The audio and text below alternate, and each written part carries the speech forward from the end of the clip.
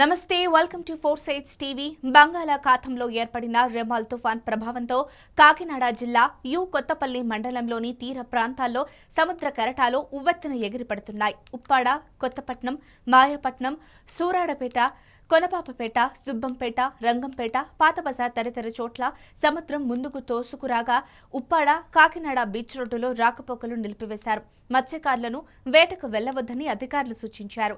తుఫాన్ వచ్చినప్పుడల్లా ప్రాణాలు అరచేతుల్లో పెట్టుకుని బతుకుతున్నామని, శాశ్వత పరిష్కారంగా రక్షణ గోడ నిర్మించి సుదూర ప్రాంతాల్లో నివాసాలకు అనువుగా ఇళ్ల స్థలాలు ఇప్పించాలని ప్రభుత్వాన్ని మత్స్యకారులు కోరుతున్నారు. ఇక ఇదే అంశానికి సంబంధించిన మరింత సమాచారం మా ఉమ్మడి తూర్పు గోదావరి జిల్లా ప్రతినిధి శ్రీనివాస్ అందిస్తారు. బంగాళాఖాతంలో ఏర్పడిన రెమాల్ తుఫాన్ ప్రభావంతో కాకినాడ జిల్లా కొత్తపల్లి మండలంలోని తీర ప్రాంతాలన్నీ సముద్ర కెరటాలతో ఉవ్వెత్తున ఎగిసిపడుతున్నాయి. దీంతో ఇక్కడ ప్రజలందరూ కూడా బెంబేలిపోతున్నారు.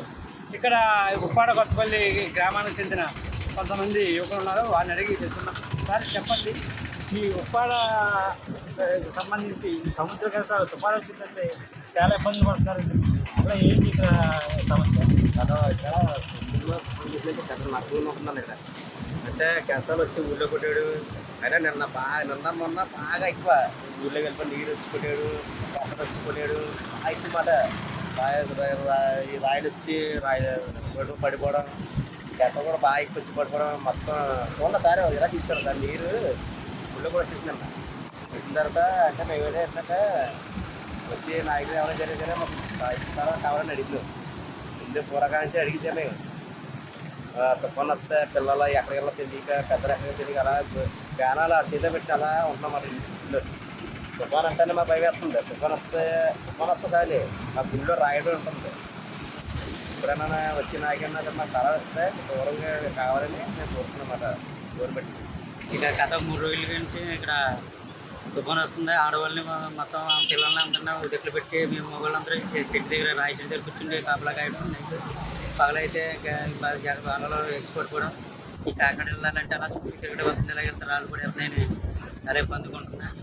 ఈ నాయకుడు వచ్చిన మీకు చూద్దాం చేద్దాం ఉంటారు కానీ గొడ్డు శుభ్రం పోయిందండి. ఇప్పుడు రాజశేఖర రెడ్డి ఉన్నప్పుడు వేసారండి. అప్పటి నుంచి ఏ నాయకుడు వచ్చినా చేయలేదండి. ఇక ఏ తుఫాన్ వచ్చినా ఇంకెక్కడే ఉంటున్నాం, ఇక్కడే చేస్తాం. ఏ నాయకుడు వచ్చినా స్థలాలు ఇస్తాం, మీకు ఊరు ఇస్తాం, అది ఇస్తాం అన్నారు కానీ ఏది ఇస్తలేదు. ఇలా ఉంటుందండి. ప్రతి సంవత్సరం ఈ రోజులు వచ్చాయంటే దీపాలను పోయినాక తుఫాన్లు వస్తూనే ఉంటాయి. మేము అలాగే ఇక్కడ ఉండే పిల్లలతో, ఆడలతో, పిల్లలతో అంత భయం ఉంటుంది. రెమాల్ తుఫాన్ ప్రభావంతో కాకినాడ జిల్లా ఉప్పాడ గ్రామం అలాగే ఈ తీర ప్రాంతాలన్నీ కూడా సముద్ర కెరటాలు ఉవ్వెత్తున ఎగిసిపడుతున్న ప్రజలందరూ బెంబేలెత్తిపోతున్నారు. అలాగే ఈ తుఫాను ఇప్పుడు వచ్చినా సరే ఈ ప్రజలకి ఈ సమస్య ఇప్పుడు కూడా ఇలాగే ఉంటుందని, అదే ప్రభుత్వం ఆదుకుని ఇక్కడ నివసిస్తున్న మత్స్యకారులందరికీ కూడా దూరంగా నివాసాలు ఇవ్వాలని చెప్పేసి వాళ్ళు కోరుతున్నారు.